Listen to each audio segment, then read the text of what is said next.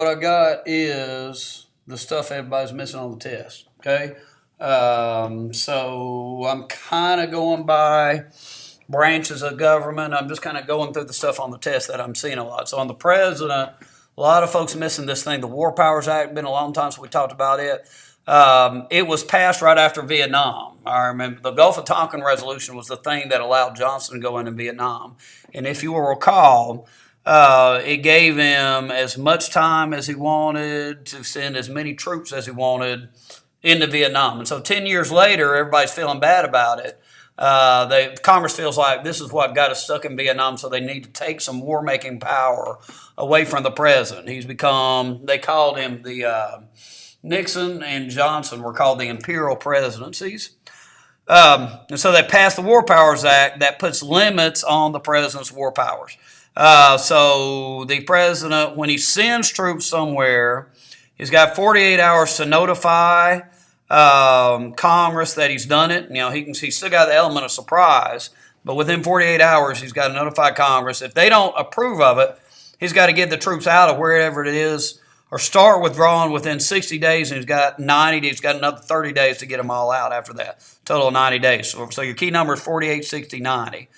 Now, with this Moab thing that we dropped in Afghanistan, it doesn't apply to bombing. And so he can bomb as much as he wants to without the War Powers Act applying. You're talking about putting troops in harm's way, and really very much Vietnam is what was on everybody's mind.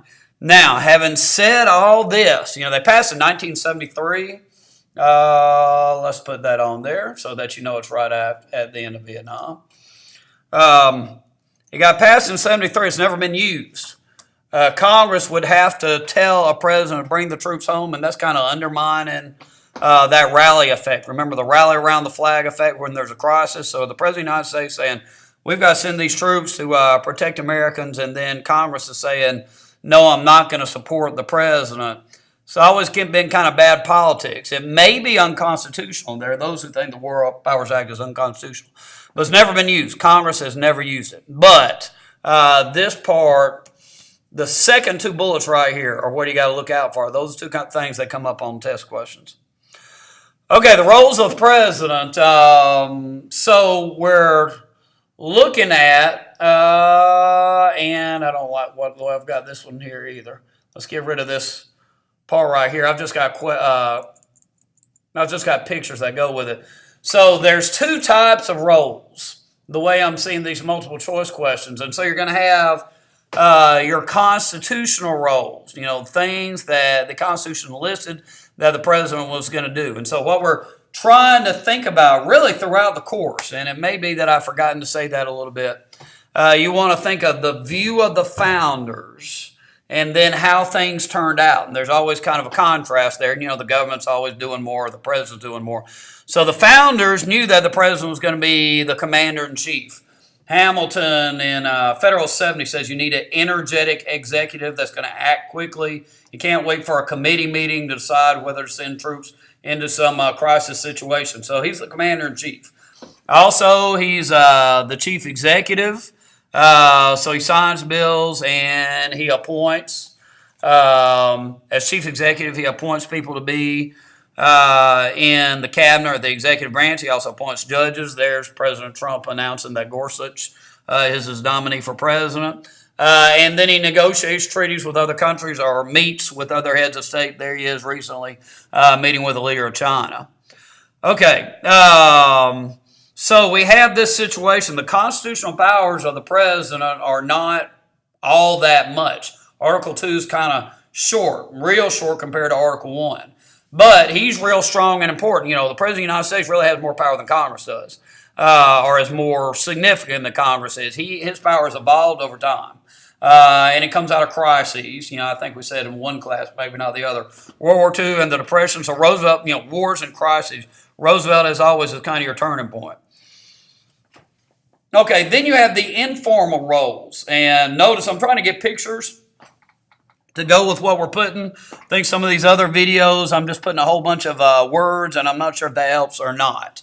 So trying to get the pictures back with it. So he's the chief agenda setter. So there's President Trump wasn't a State of the Union address, but it was that presidential speech that he gave back shortly after taking office.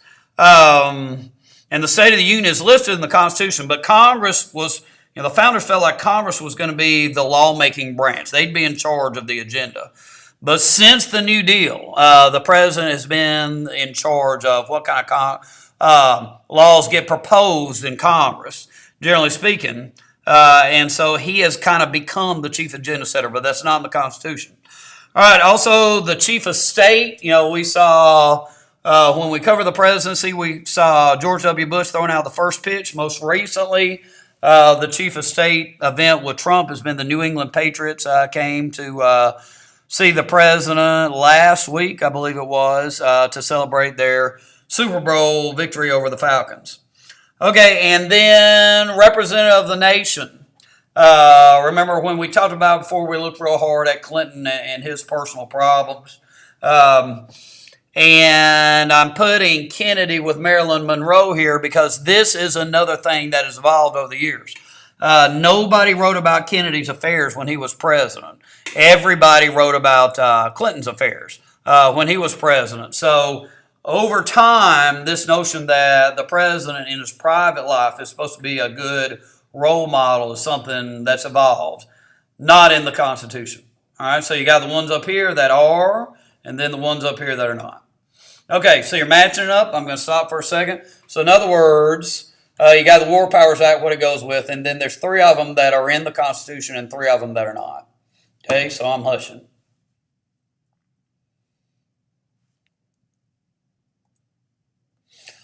Okay, the next thing I'm looking at is bureaucracy. I'm getting a lot of people missing bureaucracy questions, which is understandable. The bureaucracy is maybe the least interesting unit to your average high school student. Remember what we did to kind of keep you involved is memorize a lot of things. That may or may not have helped you for the multiple choice test.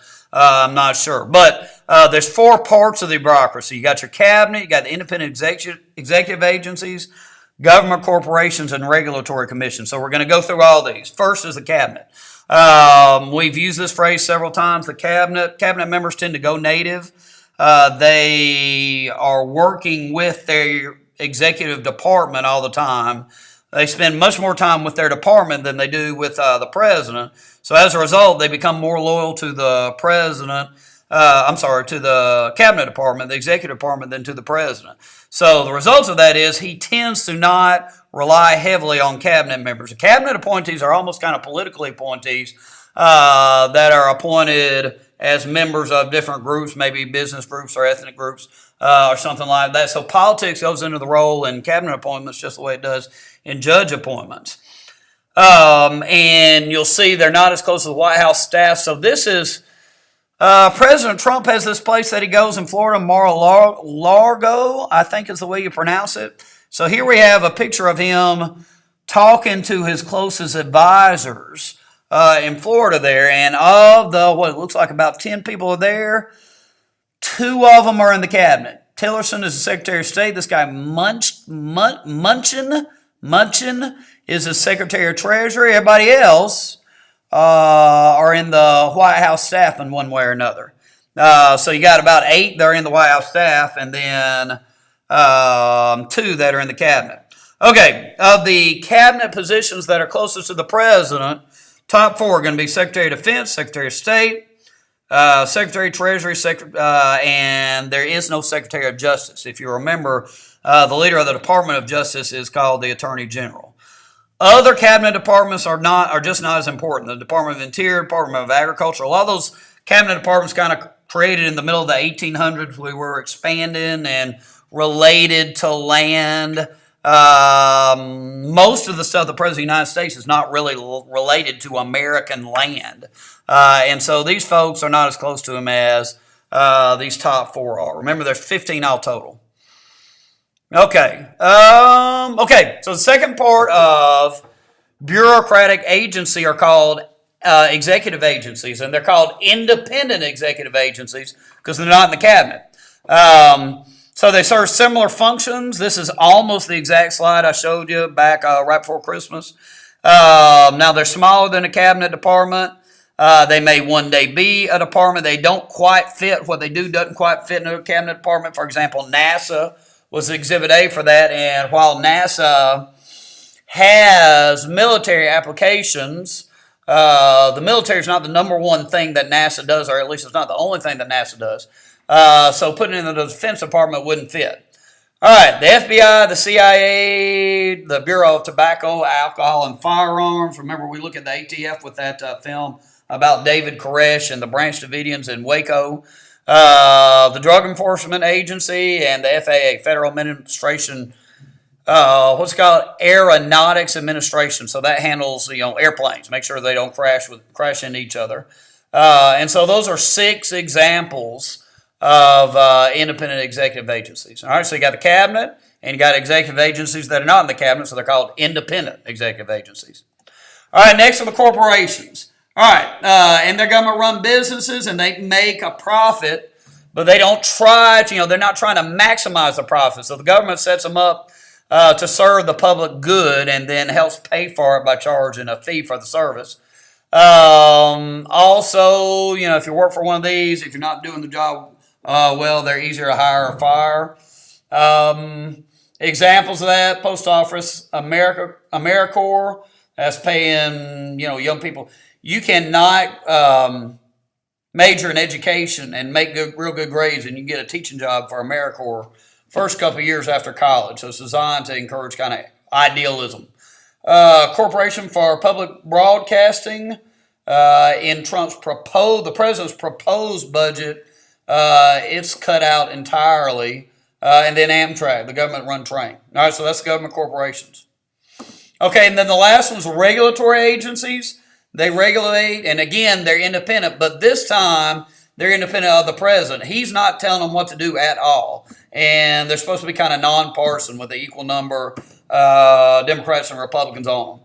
All right, so they're created to regulate economic activities. The Security Exchange Commission regulates Wall Street, designed to make sure there's not another Wall Street crash. The FCC is an example. There's Eminem with lyrics from some song of his. The FCC won't let me be. You can't be on the radio with all his cuss words. The EEOC, Equal Employment Opportunity Commission, was created by the Civil Rights Act. Make sure somebody wasn't being discriminated against based on race. Nuclear Regulatory Commission, keep us safe from some sort of nuclear meltdown. Okay, the most important one is the Federal Reserve. It's supposed to regulate the economy.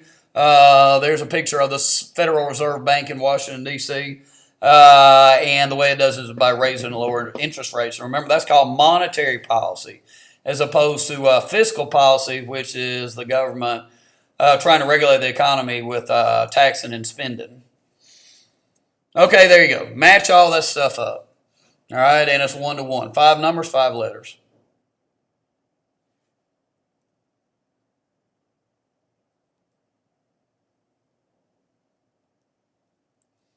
Okay, well, no pictures. I need to get a picture in there. But Congress has, so we're looking at Congress now.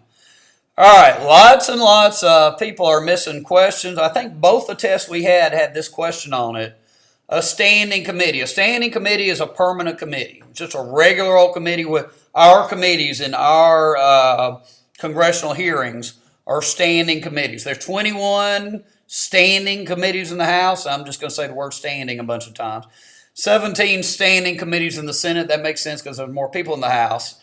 I don't know. How are you going to remember it's called standing committee? Well, when you take a stand, you're saying, here's where I am on this position, no matter what. I'm going to be here till, till kingdom come, till hell freezes over, whatever you want to put, however you want to put it. So to take a stand means you're permanently taking that position. For a committee to be a standing committee, it's going to be there every single session of Congress. Okay, the opposite of that is a select committee. The select committee on Watergate was an example of that. Be a good idea for me to put a picture of that. So that was a temporary committee. It ceased to exist once Watergate was over. All right, conference committee. That's what you do when the House and the Senate can't agree on a bill. So, for example, if the House raised the minimum wage to $10 an hour and the Senate raised it to $9 an hour. Well, they'd have to meet in a conference committee and come up with some compromise. and the maybe at 9:50. The conference committee is an example of a joint committee that, joint committee has members of both the House and the Senate on it. So conference committee is going to have probably members of both of the standing committees that passed a bill. When Obamacare passed, Obamacare did not go to a conference committee. The administration felt like they didn't have a filibuster-proof majority anymore after Ted Kennedy died. So if they had gone to conference and combined the two bills that came out of the House and Senate and sent it back to the Senate, it wouldn't have passed. So what happened was they ended up just sending the Senate bill back to the House, and the House just voted on the Senate bill to avoid a conference committee made up of members, some sort of compromise between the two. Okay, House and Senate compared. Now notice I'm not putting anything much about the basic requirements. I'm looking at the way they operate. So it's a lot of stuff here. I apologize for that. A lot of these things kind of mean the same thing, but the House is the passionate one. It's the teacup, the coffee cup. Everybody's passions go in there and it gets all overheated. So in that sense, it's the more democratic of the two chambers. Representatives kind of need to be delegates. They need to do what the people want them to do. And so they call the House the People's Branch. When you got a two-year term, you've got to stay popular if you can. The Articles of Confederation, the government didn't have the power to tax. So when Madison writes the Constitution, the founders write the Constitution, they're going to give the government the power to tax, but they want to keep it in the people's branch so that the people can get them if they raise taxes too much. And the most important committee in the House is the Ways and Means Committee, which handles taxation. How are we going to pay for these things? Okay, they tend to focus on laws being passed domestically. So both Obamacare and Trump's effort to repeal and replace Obamacare started in the House. And then Obamacare moved on to the Senate. The repeal and replace didn't make it out of the House. But domestic stuff tends to start on the House side. Also, the House just passes more bills because there's no filibuster. All right, there's 435 people, so there's going to be more rules there. There's a rules committee in the House, and the Rules Committee is going to have an open, closed, modified rule, going to set the terms of the debate in the House, especially the length of the debate. So Paul Ryan, the Speaker of the House, has a lot more power, technical power, than the majority leader in the Senate. Okay, if you go over here to the Senate, things get heated up in the House. The Senate is the saucer where the milk or the tea, the tea or the coffee is supposed to overflow, and then our grandparents would drink from the saucer first where things cool off. So the Senate is supposed to cool people's passions. Things are supposed to take longer in the Senate. It's more Republican with a small d. We're not talking about the parties, the Democratic and Republican parties here. We're talking about republicanism, where the people don't rule. They select enlightened leaders to make decisions for them, as opposed to democracy, where there's a whole lot more power to the people. If you're going through history, the founders were much more Republican. The progressive era, income tax, direct election of senators, prohibition, and women's suffrage, they were more Democratic, small d. The senators are more likely to be trustees. They've got a 6-year term. They're not going to worry as much about being popular. They're going to be more like the Supreme Court, above politics, at least to a degree. They focus on foreign policy. So John McCain is a foreign policy expert. We tend to hear a good bit about him. They're also confirming presidential appointments or confirming treaties, approving treaties. So that's a foreign policy thing too. The Senate Foreign Relations Committee and the Judiciary Committee tend to be, of the standing committees in the Senate, tend to be the most important. The Senate's more collegial. Things are not as heated up there, so they treat each other with more respect. You don't need as many rules if you have less people. You've got the filibuster, which now only applies to bills being debated, not to nominations. And as we said, the leadership is weaker. So there's the House and the jobs of the House and the Senate, as opposed to qualifications, are probably not as important for the test. Okay, So here's how a bill becomes a law.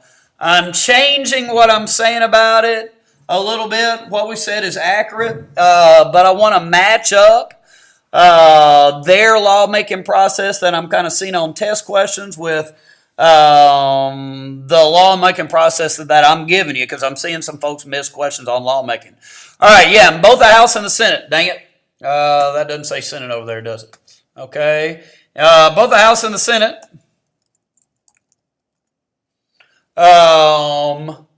Let's see. The bill gets introduced. All right, that's the first step for introducing the bill in both the House and the Senate. Okay, and then in each, they go to the standing committee. Remember that? I'm saying it again, so you remember it. Meaning it's a permanent committee.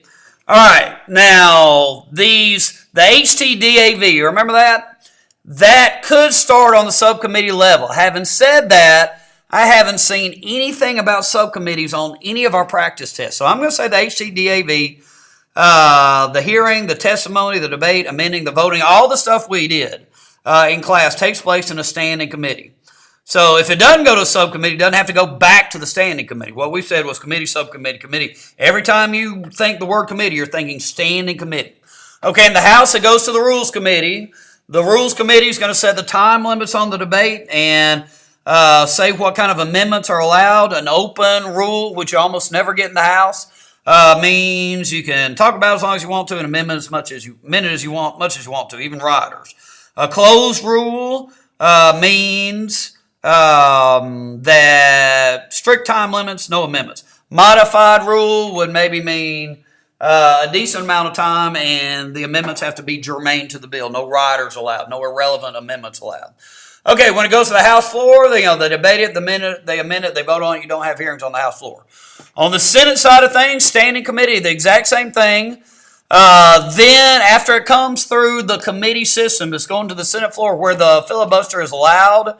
The Senate is supposed to slow things down unless bills pass through the Senate. The filibuster exists for legislation, not for judicial or even cabinet appointments. On the Senate floor, they debate, they amend, they vote on it. There's no Rules Committee, so you tend to have an open rule on the Senate floor. Okay, now I don't know how to put these two things in the middle, but so the conference committee would be in the middle, as we said, but I'm going to say it again so it sticks with you. If you get a different bill from the House and the Senate, the president can't sign two different bills on the same thing. So it goes to the conference committee. They'd work out the compromises. It'd go back to the House and the Senate. They'd vote on it. Then it'd go to the president. I think we kind of know pretty well what the president can do. He can sign, veto, or pocket veto the bill. A veto will go back to the House and Senate, where 2/3 override will be necessary. Very few vetoes get overridden. A lot of times the threat of a veto will stop the leadership from trying to push a bill through Congress. Okay, no pictures here. I need some pictures. I'm sorry. I'll get some pictures on there. But oversight. I don't know. Maybe I'll do this. Here, let's show you oversight again. Remember what I showed you? It was that. How do I do this? Let's go to YouTube then. There we go. So we'll go YouTube. Durant. Yep. There it is. And I'll show maybe 30 seconds of it. There it goes. Which one you want? So this is oversight. Is it a villain we want? Oh, good grief. I'll play the part. I don't want the Japanese version of it. Let's try that again. How about this one? Which one of you Yeah, this is oversight committee will meeting. join me in this mad, noble quest? My character Durant, he was one of the major Dang it. shareholders and owners of I'm sorry. Union Pacific. Let's try this again. I'm not getting it. All right, so Durant, Hell on Wheels, this one. Let's see if we get it this time. All right, this is it. Let's try it one more time. I'm sorry. So there we go. I am not interested. So boom. All right. So there's the committee meeting, and they're saying this guy's a crook here because he's overcharged the government. He set up kind of this dummy corporation, the Credit Mobilier Company, and he double charged the government to build Transcontinental Railroad. All right. So now He's having to answer questions, so he gives a good speech, and I'll show 20 seconds of the speech. In the record of history. Draft, please. I am interested in reality. Not the one bandied inside the halls of Congress, but the one I witnessed with my own eyes out west. 5 years ago, the American people, torn apart by war, cried out. Now, it gets pretty dang inspirational there, but then it's just showing like highlights from the show. You got to watch that show. Watch it this summer. That's that Friday Night Lights and the show The Wires about the drug trade in Baltimore. Just my favorite shows. Great politics and all of them. Okay, which one now I've lost? Which way are we going here? I think it's this one. There we go. All right. Usually the oversight hearings are going to be to investigate a problem. Remember, we call that fire alarm oversight. There's over 1 million people who work for the federal government. Just like, I don't know how many, there's tens of thousands, 100,000 people who work for the state government. Well, the governor of Georgia, Nathan Deal, he's not going to call me in and say, hey, Dr. McKenzie, how's your class going? The General Assembly's not going to call me in. As long as everything's kind of okay, you don't get called, you don't get called in. All right, so there's not a lot of police patrol oversight, more fire alarm oversight. We covered those two terms. I've said them several times. Really, the word you need is oversight. I haven't seen fire alarm police patrol. Our real deal, recent high-profile instances of oversight, Hillary Clinton had to answer questions about Benghazi, and the FBI guy, Comey, had to answer questions about Russia connections to the election. So that's oversight. That's checks and balances. Congress is keeping an eye on the executive branch, making sure it's doing its job right. Okay, function 3 is representation. All right, so ROL is really our 3 functions: representation, oversight, and lawmaking. And this is the reason, this representation function, not the other 2 functions, is the reason that these guys get reelected at 95% rate or 90% rate in the House, 75% in the Senate, because they've got all these things they can do during the representation process to make their constituents happy. You've heard the name. Franken is the guy's name on an envelope. It's free mail. They've been there a while. You don't want to vote for somebody who doesn't have any experience. Something good happens, they swear up and down they did it. Casework and constituent service. That's the favors they do for you. PAC money, generally speaking, gets donated to incumbents because interest groups feel like they can it's wasting money if you're giving it to a challenger who's just going to lose. They bring pork money home. Remember, pork barrel projects are projects for the district to build a bridge or a hospital, something that's going to help the district in some way. Then the guy gets his face on the cover of the newspaper, cutting ribbon. Position taken in gerrymandering. So they say, hey, I'm against abortion, I'm for abortion. They take a popular position. Then gerrymandering, we know pretty well. They draw those district lines to make sure all their supporters are in the district and most of the supporters are out. But they represent their districts awfully well because they have homogeneous districts. And so everybody's either very liberal or very conservative. And so they are representing the districts. The problem is the districts have no diversity. Okay, there's the review. All right, so I'm going to let you look at it.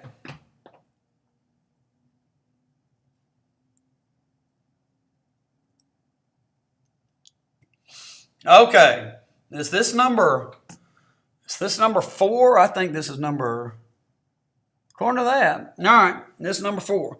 All right, link. So here's our linkage stuff. I don't think so. Interest groups versus parties. Let's go over here for a second. We'll start right here. So you've got these lists. The list of political party functions was WORM. They want to win, unify, run the government, raise money, recruit candidates, and mobilize voters.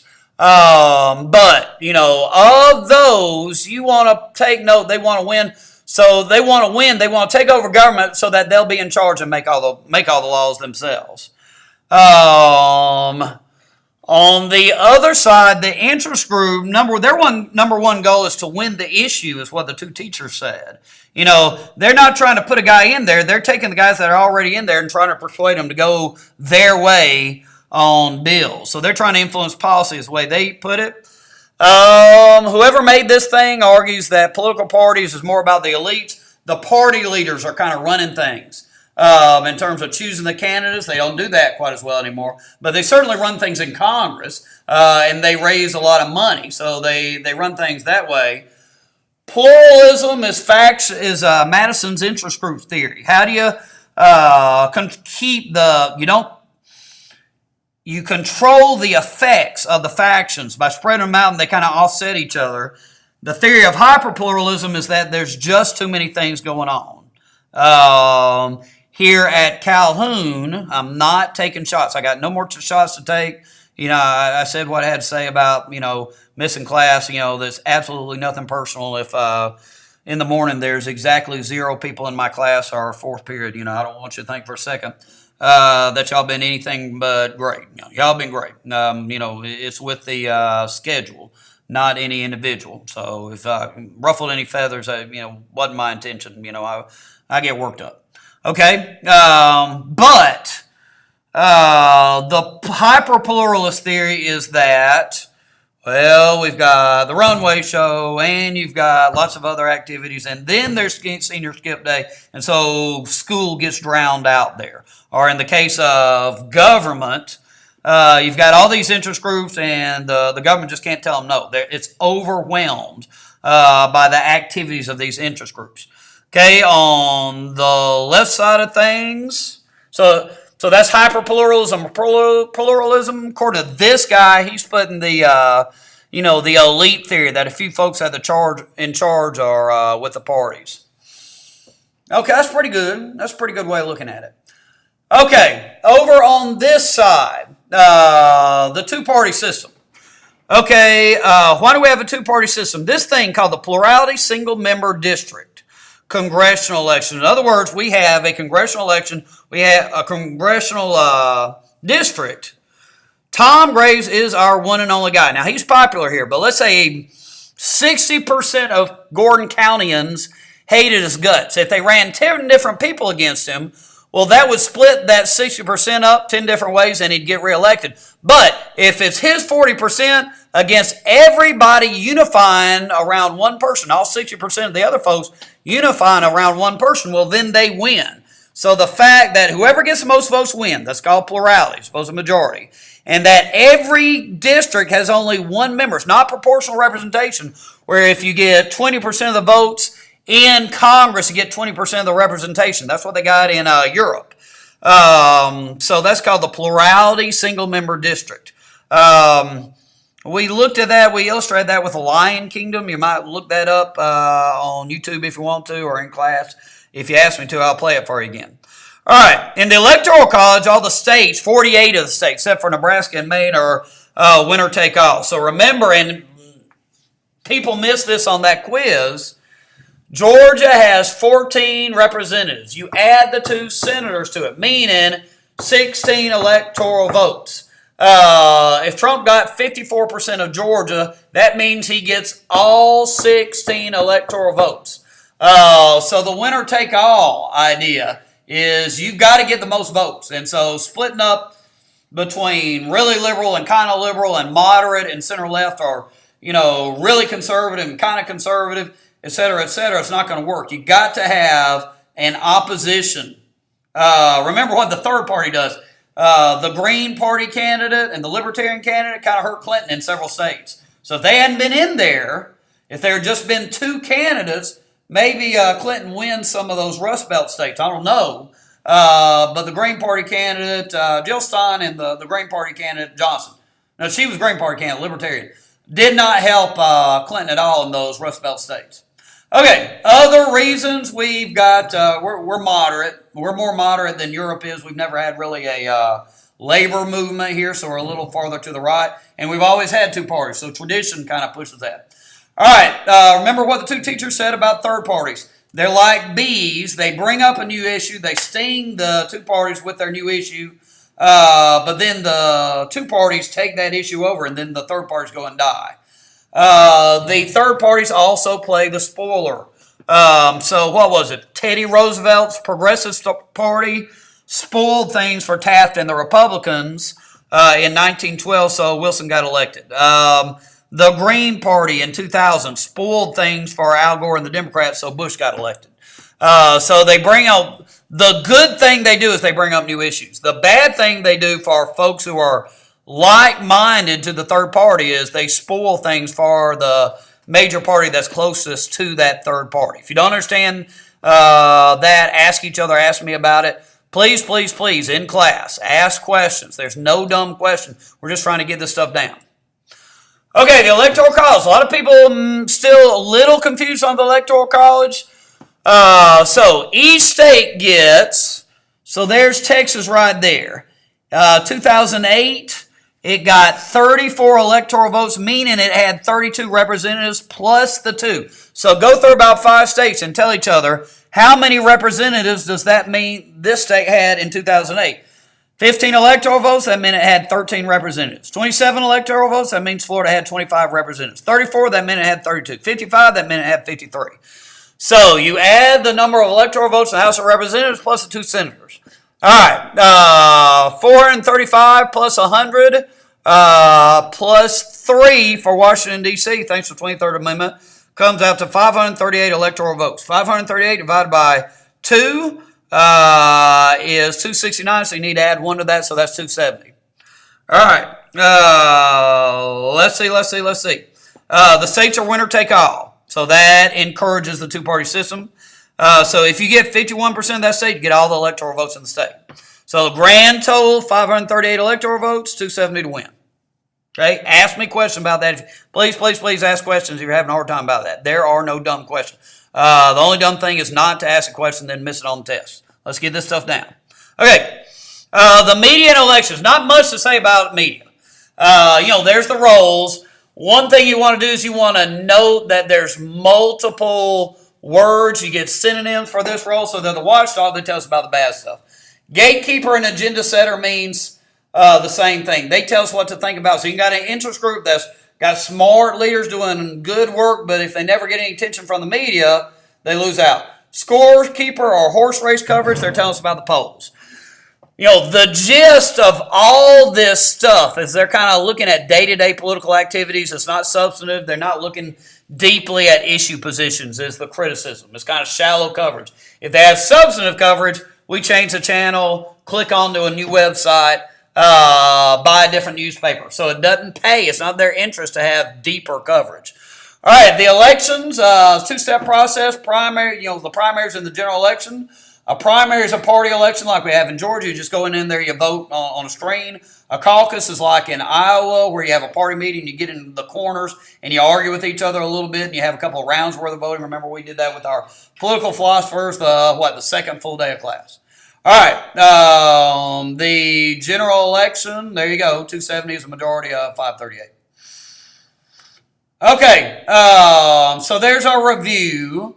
Number 2 there. This is the number of electoral votes. Shoot. This is the number of representatives that each state has. So you want to add 2. There you go. You want to add 2 to each state to get the number of electoral votes. So that seems simple. I don't want to insult your intelligence, but I want you to go through 5 states and tell yourself how many electoral votes that state has. To make sure you got it down. It's not that you're dumb and you don't understand it. You just got to make sure you got it down. So Texas has 36 in this one today because it's a growing state, moving to the Sun Belt from the Rust Belt, so it has 38 electoral votes now. Okay, Georgia has 14 representatives, so 16 electoral votes now as a result of the 2010 census. Okay, go back up here. Venn diagram, the parties and the interest groups. Tell yourself about that. All right, and then the two-party system and the third parties. All right, I'm going to hush for a minute. You're saying hallelujah, all that.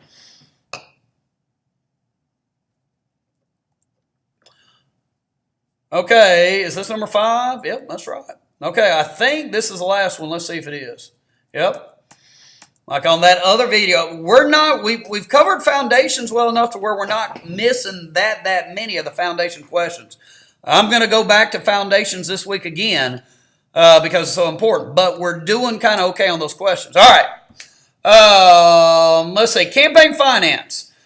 Question that a lot of us missed on that last test. Political activity is protected by the First Amendment. Why? Because you got freedom of speech. You've got the freedom to support political parties and interest groups. All right. You may remember there were about 4 big-time important campaign finance laws. The Federal Election Campaign Act. The FEC was created to help monitor the way this thing gets carried out, but it sets spending limits. So it's coming out, it's 74, it's coming out of Watergate. Nixon has spent a lot of money, so it's put spending limits on campaigns, donation limits, contribution limits, how much money you can give to somebody, disclosure requirements. The candidate's got to tell who gave them money. No dark money under FECA, and it's enforced by the FEC. That was 1974. All right, things start to change. Remember, what happens is either a court case or a loophole. Either the Supreme Court's going to say you can't do that, or some group finds a loophole, a way around the limits of the law. All right, so next, Buckley versus Vallejo was the court case. 78, I think, was the year. And it said the government can't limit how much you spend on yourself. If you're spending money on yourself, that's not corrupting yourself. If you run for office, you spend 80 gajillion badrillion dollars on yourself. That doesn't change your opinion, as opposed to somebody giving you a lot of money that might corrupt you. So spending is free speech. Donations are not free speech, according to Buckley versus Vallejo. But spending is free speech. All right, soft money came along around the time of coming out of the FEC. And the soft money was money that went to the parties in one way or another. And really what they're trying to do is they're trying to encourage the parties. They're concerned that interest groups in the media and the candidate Senate campaign is dominating politics. So the government's trying to encourage the success of political parties so the process be a little more orderly and you get moderate candidates. All right, McCain-Feingold was 2005, I believe. This Bipartisan Campaign Reform Act outlawed the soft money. The soft money was getting overused. People spend soft money, spend time in the Lincoln bedroom. It was seen as kind of the next, when the Clinton White House, it was seen as the next corrupt way of doing political business, so it got outlawed. And also put limits on PACs, how much money PACs could spend and how much money PACs could donate. So then, the Swift Boat Veterans for Truth formed this thing called a 527, and that got around the McCain-Feingold limit. So there's your loophole on the PAC limits. All right, most recently, you've had the Citizens United case, in which the Supreme Court, it was about 2008, 2009. Remember, Citizens United made Hillary the movie, and the FEC said you can't do that. That's electioneering. It's political activity. You're spending a lot of money on something like this. Too close to the election.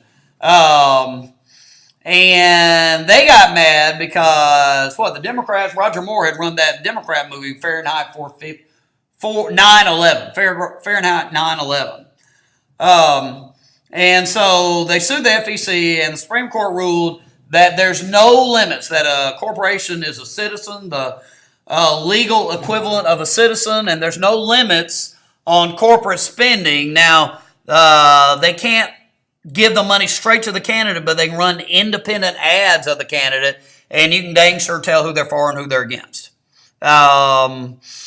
So that's the last of these laws or court cases concerning campaign finance.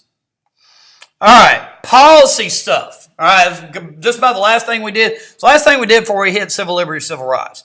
So it's a 3-parter, I'd say. At the beginning, you got PAD. So you've got to identify the problem, get something on the agenda. So, immigration is on President Trump's agenda.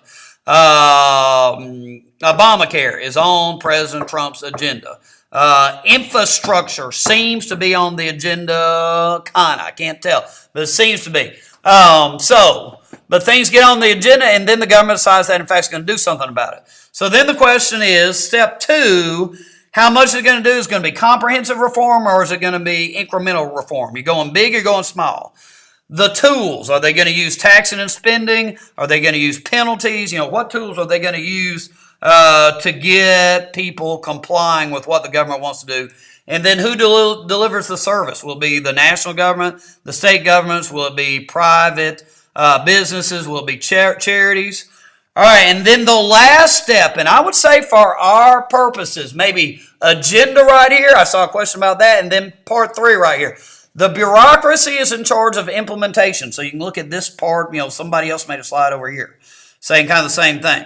If a law is vague and they're not sure how to implement, the bureaucracy can make a rule to make it more specific, or it's just kind of up to the individual discretion of the bureaucrat. The policeman watching the car go by at 72 miles an hour as opposed to 85 miles an hour. He's using his discretion as to whether or not to pull the car over. Okay, so that's policy. And there's your review.